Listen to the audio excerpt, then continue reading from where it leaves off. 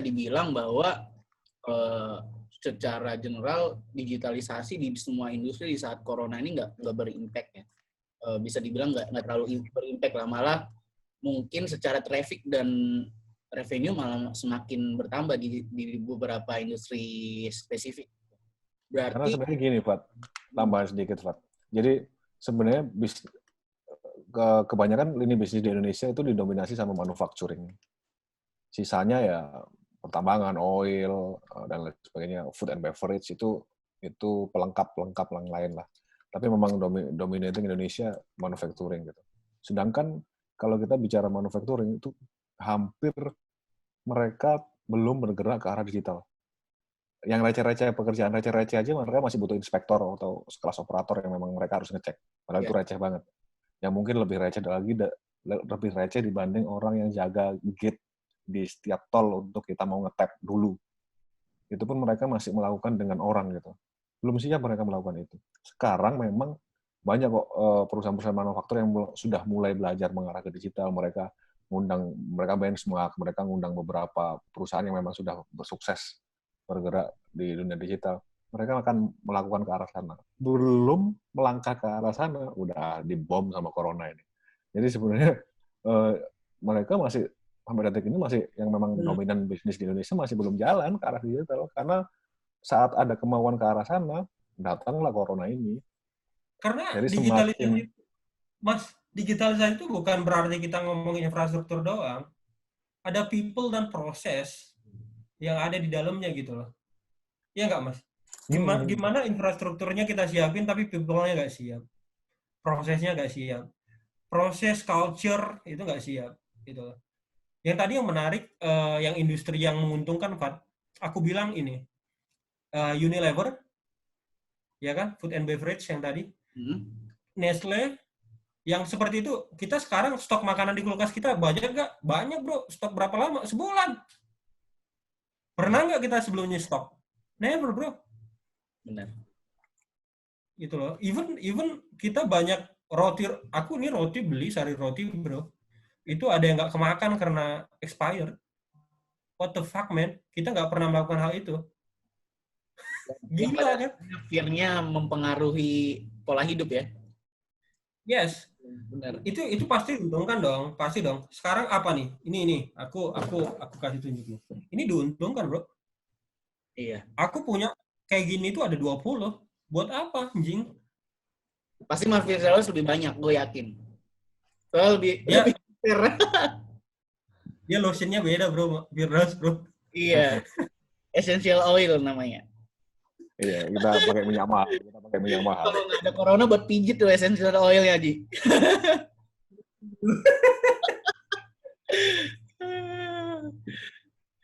Emang ada corona itu benar-benar orang panik. Berarti kan pengaruh yang kasihan yang lagi shifting lah, ya kan? Yang lagi shifting ke digital, lagi under development, tiba-tiba corona masuk, ya kan? Corona menjadi pandemi, semua yang development akhirnya berpengaruh, baik itu digital maupun konvensional, benar nggak? Jadi benar. dia expense terus. Di saat corona, yang harusnya dia bisa menghasilkan revenue malah nggak jadi. Yes, benar. Karena kemarin gue juga cerita sama teman gue kan, gue cerita jadi di industri pertambangan tapi beda komoditi lah. Kita batu bara, dia mineral, eksplorasi semua stop. Dikarenakan apa? Nggak ngasilin kan? Sedangkan komoditi harga komoditi sekarang lagi rendah-rendahnya, katanya batu bara itu terendah sejak kapan gitu, gue lupa. Jadi emang apa namanya? Masuk akal nggak? Gimana? Masuk akal nggak itu batu bara bisa turun karena terimpact dari yang oil and gas? Iya. Mungkin nggak kita bisa shifting lagi nanti ke oil and gas. Minus, bro. Gila nggak itu? Bisa minus. Iya. Tapi kalau lu oil and gas itu kalau kita gimana, Mas? Terus. Tadi bener karena Panji ini yang paling benar-benar ngeri itu oil and gas kan. dengan kondisi yang minus atau harga memang di bawah $10 per barrel. Jadi itu ngeri banget. Mungkin ya kita minta ke Arab Saudi mungkin dikasih sama dia. Nggak usah kita beli mungkin kan. Karena saking murahnya mungkin. Kita nggak perlu beli, kita minta aja mungkin dikasih. Sedangkan kita Karena punya... biaya mereka nyimpan itu lebih tinggi, Mas. Betul. Benar. Sedangkan kita di Pertamina kita butuh modal sekitar $25 untuk per barel. Modalnya itu. Kita jual 35 something lah. Terus harga di bawah 10. Aduh. Ya kita tinggal nunggu. Sebenarnya yang paling ngeri ini kondisi Pertamina yang paling ngeri. Karena Pertamina adalah salah satu aset negara yang ya identity ikonnya Indonesia lah.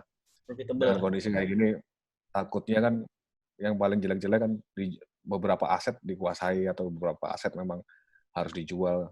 Ya, ini permainan global sebenarnya. Saling serang aja, bro. Tadi kalau kita ngomong siapa yang melatar belakangi corona ini cuma saling serang aja. Kita sebagai penonton dan kena imbasnya aja sebenarnya. Kena imbasnya aja. Yang main ya cuma itu aja. Saat Cina ngomong corona, Amerika ngomong yang lain, Arab ngomongin minyak gitu kan. Semua punya keunggulan masing-masing. Tinggal Indonesia punya keunggulan apa nih?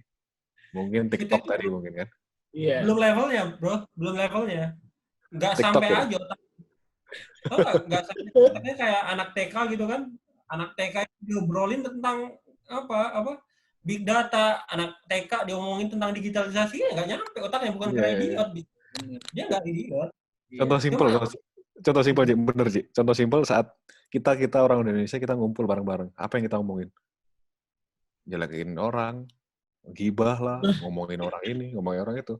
Kau bedain saat orang-orang luar negeri ngumpul, orang Australia ngumpul. Mereka pasti trivia, mereka bikin kuis, mereka humor-humor santai, mereka supaya apa? Saling menjalin kedekatan saat kita ngobrol gitu. Beda sama orang Indonesia, gibah lah, ngomongin orang sana. Padahal kita lagi ngobrol kan, tapi ngomongin orang gitu. Ya. Hal quality yang memang ya bener katamu tadi, kita nggak sampai ke arah sana karena kita dari sisi obrolan yang kecil aja kita udah nggak masuk gitu loh kriterianya. Dan itu orangnya atribut, bro. Lo tahu kita atribut. Kita ngomongin suku, kita ngomongin ini hal-hal yang nggak penting gitu loh. Ya nggak sampai otaknya itu gitu. Lo ngomongin buat apa sih lo ngomongin itu? Ya kan? Hal-hal yang kayak gitu loh. Kenapa lo nggak ngomongin yang lain yang asik gitu? Apa yang bisa dirubah? Kita ngomongin, let's say ada orang yang hal-hal yang inilah ya remeh-temeh di luar ya, hamil di luar nikah itu dihina-hina di sosial media. Emang kenapa, bos? Itu hidup dia gitu loh. Anjing, nggak ada urusannya sama lu gitu. Karena kadang-kadang kayak gitu tuh orang Indonesia. Kenapa dia nggak mikirin gimana ya kita gue bisa berkembang nih? Gimana ya, apa yang harus gue lakuin nih? Gitu. Terus mentality yang bedain orang Indonesia nggak bisa maju. Mentality kita itu mentality yang nggak apa ya, ini by my subjective perspektif aja. Glamour lah ya. Lihat, bro. Lanjut. Iya, bisa dilihat nggak orang Indonesia saat ini? Kita ngomongin ya, ini di keluarga aku sendiri lah, di keluarga aku. Ketika kita udah diketahuin, oh kita ini kerja di perusahaan, kita punya posisi, ya kan? Kita di perusahaan kita punya posisi, kita punya something. Dia datang, bisa masukin gua nggak ke perusahaan lu? Bisa bantu gua nggak? Atau minta duit? Mentality-nya lah, bro. Itu yang membedain orang Indonesia. Tapi ketika ada orang lain yang punya titik jelek, ya kan? Nilai setitik itu langsung dikomentarin. Wah, lu anjing lu gini. Tapi dirinya sendiri nggak diperbaikin gitu. Itu orang Indonesia kayak gitu, makanya nggak maju-maju. Harusnya gue mau bikin ini. Ngomongin keluarga aku ya. Mungkin berarti di keluarga lain berbeda. Berarti gue mau bikin ini aplikasi nepotisme online. Nah. Jadi biar itu loh. Terwadahi lah. Jangankan ngomong corona, jangankan ngomong latar belakang di balik corona, berat lah. Kalau buat konsumsi kita di Indonesia itu berat lah. Apalagi ngomong apa tadi? Istilahnya tadi katanya? Istilah kerennya? Nepotisme. Bukan, kita ngomong pandemi corona, apa yang ada siapa di balik pandemi ini ya gitu-gitu. Oh iya. Ya itu kalau nyerempet ke konspirasi lah. Konspirasi berat kalau kita bicara konspirasi dengan orang-orang yang memang di Indonesia belum siap ke arah sana. Mungkin 20%, 20% lah populasi Republik ini baru siap ngomongin itu gitu. Tapi kalau aku ngerasanya orang Indonesia itu konsumtif. Jadi hanya menerima. Nah, dan dia menerima, dia seakan-akan menjadi so tahu dan menjadikan itu sebagai tolak ukurnya. Sedangkan kan kita dalam menerima suatu informasi harus berpikir objektif kan? Benar nggak? Benar. Itu. Benar. Setelah itu baru kita menjadi idealisme gitu kan. Kalau gue mikirnya gitu. Cuman karena Indonesia rata-rata konsumtif, jadinya isu apapun ya akan menjadi sesuatu hal yang dia pegang teguh gitu loh. Apalagi berdasar kalau dia lihat isu itu dihadirkan oleh seorang idol yang mereka idol yang mereka agung-agungkan gitu kan, benar nggak? Benar. Indonesia itu gila sih. Bukan ngomong Indonesia, aku nggak pengen dimaki-maki lah di YouTube-nya Fadli ya. makanya sih, bener sih Ji. Lo harus bersyukur gitu. Simple thing-nya apa? Sehebat apapun Donald Trump, sehebat apapun Presiden Korea Selatan, mereka suruh mimpin jadi Presiden Indonesia nggak akan sanggup. Serius nggak akan sanggup. Nggak akan bisa mereka. Kenapa bro? Kenapa? Karena orang-orangnya nggak ada yang bisa diatur kayak kita ini. Fuck man. Spesifik bertiga nih ya berarti ya. Benar. Kita disuruh PSBB nggak ada yang mau, disuruh social distancing nggak ada yang mau, disuruh tinggal di rumah masih keliaran. Itu contoh simpelnya. Kita ngomongin yang kayak gitu memang nggak nyampe otaknya bro. Lo pernah mikir nggak CEO ngomong ke anak TK? Anak TK-nya bukan orang idiot loh. Cuma levelnya belum di sana.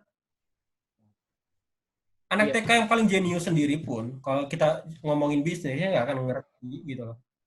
Siapa Einstein waktu TK kita ngomongin bisnis sekarang, dia nggak akan ngerti. Loh, kenapa? Karena otaknya nggak sampai. Belum terlalu dewasa orang-orang, people di negara ini untuk mengerti hal itu gitu. Apalagi kita ngomongin konspirasi, boro-boro. Lu anjing lu, Cina bangsat gitu kan. Benar. Bunuh. Ngomongin kayak gitu, bro. Padahal sekarang Amerika sama Cina lagi debat kan. Siap, corona ini datanya dari mana? Amerika bilangnya datangnya dari Cina. Cina ngomongnya datanya dari Amerika. Kan bingung kan jadi ya? Itu lucu tuh. Iya, udah paling benar dari monyet. Itu sih yang buat dari kelawar udah paling benar. Tapi yang jelas memang untuk appreciate ke pemerintah sih. Mereka masih bisa bertahan dengan people yang kayak gini. Iya. Walaupun nggak semua orang. Jadi gue kemarin nonton. Jadi gue kemarin kan nonton itu. Dibilang tadi, Ji, nggak ada yang bisa jadi presiden Indonesia itu. Jadi gue nonton channelnya, videonya Najwa Shihab, ya kan, yang dia wawancara presiden. Nah dari situ baru perspektif orang awam tuh kebuka kalau menurut gue pribadi ya, karena setelah kita ngelihat video itu kita baru berpikir bahwa pertimbangan yang dipikirkan oleh pemerintah tuh ternyata sekompleks itu gitu. Dan kenapa dulu kan kita mikir di awal-awal corona udah lockdown aja, ngapain sih nanggung-nanggung gitu kan.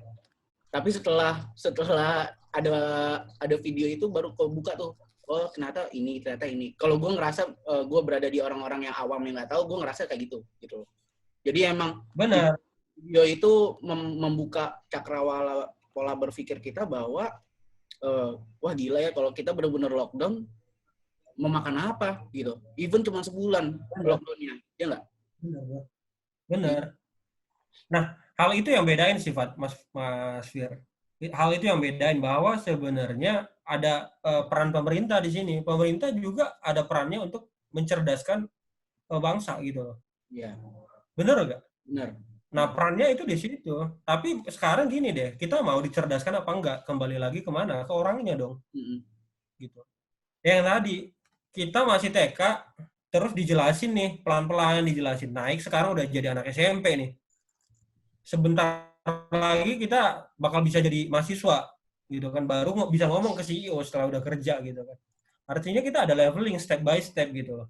Tapi kalau kita disuruh jump up langsung bisa ngomong ke mana, ngomongin tentang perspektif pemerintah, let's say kita punya jutaan parameter yang kita pertimbangkan dalam mengambil keputusan.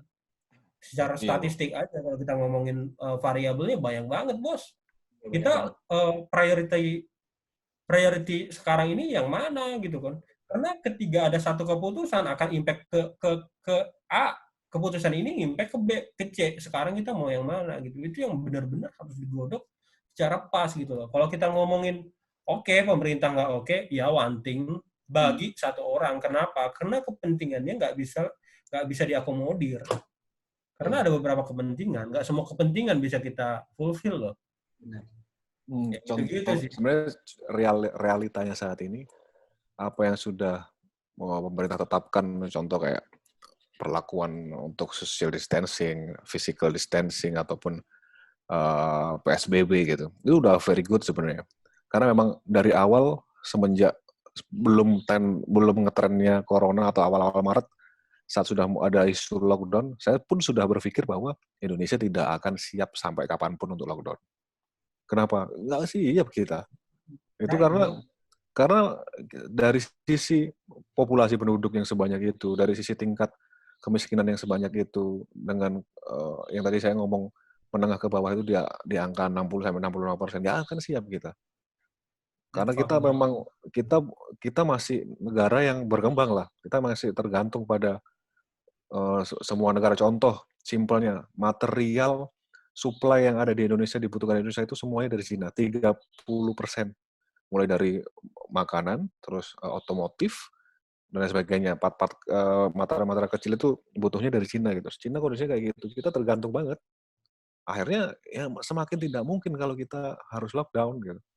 Dengan kesiapan dana yang memang contoh yang kecil, yang simpel adalah kayak kita ngomong kecamatan atau kabupaten tertentu. Susah. Dana yang diberikan oleh kabupaten atau desa itu cuma 1 miliar. Apakah mereka bisa menghidupi orang-orang yang ada di kita? Kita belum siap. Kita masih berkembang lah negaranya. Akhirnya kebijakan yang sudah diberikan pemerintah PSBB dan social distancing ataupun physical distancing itu benar banget. Cuma orang-orangnya nggak bisa diatur, bro. Simpelnya di pasar masih rame. Nggak ada yang pakai masker. Kemarin saya kan punya pembantu kan. Saya punya pembantu yang memang nggak nginep. Cuma datang ngebersihin rumah, habis itu selesai pulang.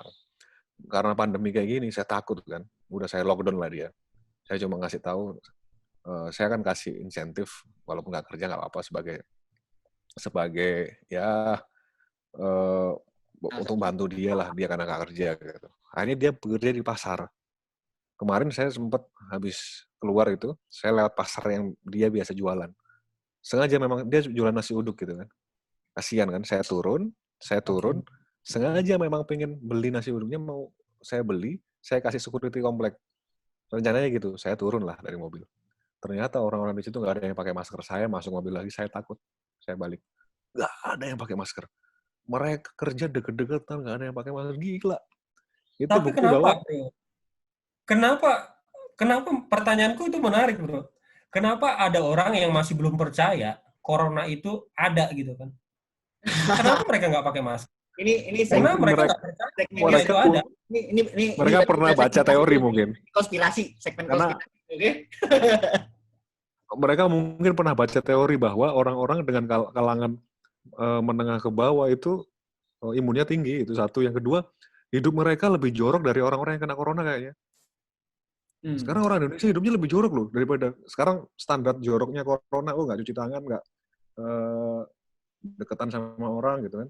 Tapi kita di Indonesia standar joroknya lebih parah loh daripada corona. Coba bayangin, mereka lebih jorok. Benar. Akhirnya mereka berpikir, corona mah tipe-tipe aja. Iya. Disitulah mungkin polanya membentuk mindset-nya bagus, akhirnya mereka imunnya kuat.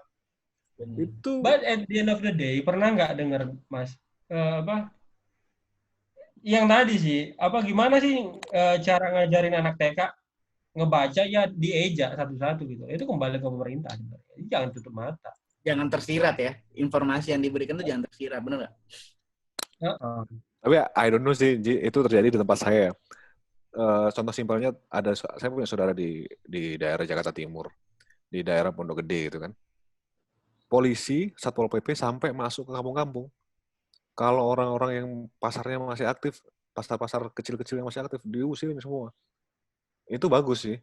Nggak tahu di tempat saya kok pemerintah daerahnya nggak begitu concern untuk ngawasin pasar, nggak begitu concern untuk ngawasi ruko-ruko yang ada di situ. Itu sebenarnya itu balik lagi ke ke protokol-protokol yang memang yang ada di tiap daerah gitu. Benar. Itu sih balik lagi ke situ sih. Akhirnya orang akan nggak care. Itu juga yang aku takutin tuh. Gini loh, ketika mindset setiap personal itu nggak berubah, apalagi di saat pandemi, pada end of the day ya mereka akan bodo amat dengan kondisi. Balik lagi, mendingan gue merasa positive thinking kan goodnya orang Indonesia itu kan selalu berpikir positif ya. Jadi imun gue kuat, akhirnya gue bekerja beraktivitas di luar ya kan, ngapain lagi gue pakai masker gitu. Kalau gue mikirnya gitu ya dia. Tapi lucu Fat. Kalau kayak gitu gimana ya? Kecuali ada deteksi pakai masker ya, itu baru kena denda, ya kan? Ketika kita diperhadapkan nih, Fat, kita diperhadapkan dengan kondisi lo harus di-lock di rumah 1 tahun working from home, gitu loh. Anjir. 1 tahun working from home. Iya. Sekarang lo mau nggak working from home setahun, Jing, gitu kan? Itu yang dirasakan masyarakat, keresahannya gitu loh. Kenapa kita masih bisa sekarang bertahan? Karena kapital kita gede, bos. Ya kan? Nah, sementara teman-teman yang di sana, mereka hidup day to day, bro. Makanya mereka harus jualan. Bekerja hari ini untuk makan hari ini gitu loh. Iya. Tapi memang yang harus diedukasi itu mereka harus pakai masker, ya kan? At least mereka pakai sarung tangannya plastik, hal-hal kecil kayak gitu loh, bro. Iya. Atau siapin hand sanitizer. Itu kita nggak bisa memaksakan mereka nggak jualan. Kembali lagi, lo kalau lapar gimana, bro? Perut kita sekarang kembali ke kebutuhan primer deh, bro. Ngapain makan, bro? Hidup. Dan rata-rata orang-orang kita yang menengah ke bawah itu, mereka bekerja untuk biaya hidup mereka hari itu. Yes. Kalau kita kan bekerja untuk biaya hidup 1 bulan ke depan atau dengan jangka waktu yang bisa lebih panjang. Kalau mereka kerja untuk membiayai hidup mereka di hari itu, atau mungkin lebih, bisa untuk besok lah, atau setengah hari besok gitu. Benar. Ya, akhirnya ya mereka akan acuh tak acuh. Oke lah PSBB ini mungkin jalan, tapi makin lama tadi bener katanya Pak Jikan, di extend sampai setahun gitu. Orang akan jengah, orang akan bosen, orang akan nggak peduli, acuh tak acuh. Apalagi orang Indonesia yang orang nggak bisa diatur kebanyakan kan. Alah, aku masih sehat kok. Terus mereka akhirnya membaca mungkin ya. Di sisi lain mereka akan baca, ngelihat, oh corona di Wikipedia, mortality rate 3%. Oh, 3% kecil, ya udah bebas aja. Mau mortality rate-nya kecil gitu kan. Mungkin sesimpel itu mereka percaya dengan Wikipedia gitu. Akhirnya ya udahlah kerja seperti biasa aja. Iya. Gitu doang. Kalau kita diuntungkan kenapa? Kita ikut corporate, kita masih digaji bulanan, mungkin kita lebih safe lah dari sisi keuangan dan sebagainya. Kalau mereka ya akan acuh tak acuh nantinya, akan nggak peduli. Terus kalau mereka ditahan-tahan, chaos pasti gitu-gitu. Iya. Makanya sebenarnya yang paling penting ya tadi sih pemerintah daerahnya datang, penyuluhan, dampingin gitu. Kalau memang mereka masih kerja ya nggak apa-apa kerja, tapi didampingin, dikasih area tertentu untuk cuci tangan atau apapun lah untuk jaga kebersihan. Aku rasa sih itu jadi solusi yang paling penting sih, bro. Gimana kita bisa continue bisnis, continuity-nya kita pikirkan baik dari sisi yang kecil, pedagang-pedagang kecil sampai yang gede gitu kan. Dengan tidak menutup kita nggak mungkin lagi akan ada new normal yang dimana ketika kita keluar kita akan menjadi secara fisikal kita akan menjadi berjauhan. Gue sesoib-soibnya contohnya sama Mas Firdaus sama Fadli, gue nggak bisa lagi coy piting-piting kayak gitu atau gimana gitu kan. Anjing babi nggak bisa lagi deket-deketan seluas itu. Kenapa? Karena kita memang udah punya standar yang baru gitu loh. Punya habit Standar yang yang baru. punya habit yang baru. Ya. Nah, gimana caranya pemerintah bisa menggiring masyarakat yang aku bilang sih menengah ke bawah agar mereka bisa mengerti dan mengikuti protokol hidup sehat dan bisa bekerja tapi nggak kena corona. At least prevent atau inilah kita bilang kita nggak bisa eliminasi si corona, kita nggak bisa. Tapi kita bisa melakukan langkah-langkah untuk mencegah. Itu aja sih. Iya, Bu. Sekarang kalau kita ngomongin kita harapin mereka itu bisa digital segala macem. Siap aja nanti nikahnya nikah online. Jadi nggak ada lagi tuh di altar sentuh-sentuhan sama calon istri kan? Tahu nggak, Fat? Apa? Tadi kan aku ngulas tuh, tidak semua model bisnis kita bisa digitalkan. Salah satu yang paling simpel apa? Panji batal nikah kan? Berarti kan model bisnis pernikahan itu kan tidak bisa didigitalkan. Bukan batal, anjing. Tapi aku baca online udah mulai ada yang memprovide itu loh, Mas. Bener nggak? Mas sempat ngebaca nggak nikah online? Itu bisa diakomodir untuk orang-orang yang muslim mungkin masih bisa, Fat. Tapi kalau kayak Panji itu kayak nggak bisa. Yang mereka butuh, I don't know lah, butuh harus live gitu mungkin di lokasi tertentu gitu kan. Tapi sebenarnya memang ada hal-hal yang memang nggak didapetin secara online sih. Yang pertama itu kehadiran. Apa sih? Kita kan butuh presence kan, kehadiran orang tua dan lain-lain dan teman-teman segala macam. Bonding, kita nggak bisa dapetin bonding kan. Iya. Gimana bisa kita bondingnya dengan ya kayak gue lah. Halo Fadli. Lo kan masih single, nyari jodoh, susah tuh ngebondingnya. Nah, kalau ini macet nih lo. Telepon, bener nggak?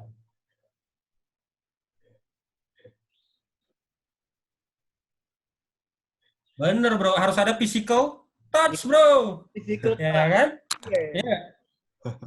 Pegangan tangan maksudnya. Jangan ketawa gitu dong. Mas Firdaus langsung ketawa. Kalau ngomong ya itu tadi, Ji. Masuk ke segmen diskusi gila. Tidak semua model bisnis bisa didigitalkan. Buktinya kamu ke extend kan di kamu kan.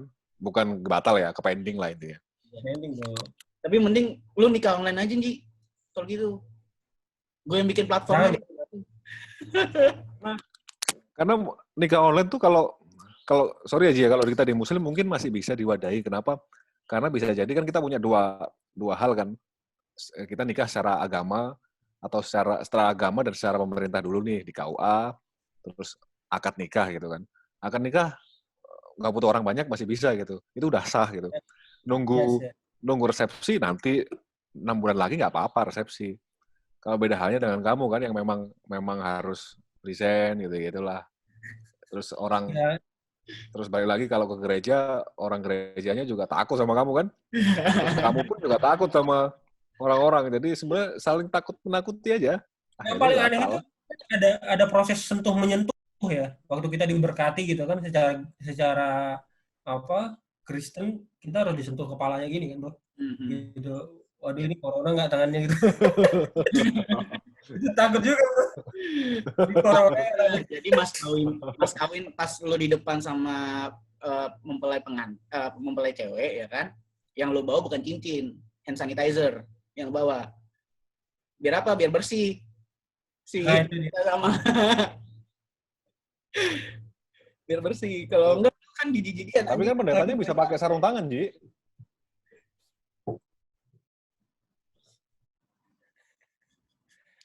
Tapi ini nggak akan aku rasa sih kita akan menjadi normal, tapi new normal aku bilang 2 bulan ke depan kita akan normal tapi new normal ya, bukan normal seperti sebelumnya. Tetap akan ada social atau physical distancing, kemudian kita menjadi lebih bersih, pola hidup sehat segala macam lah.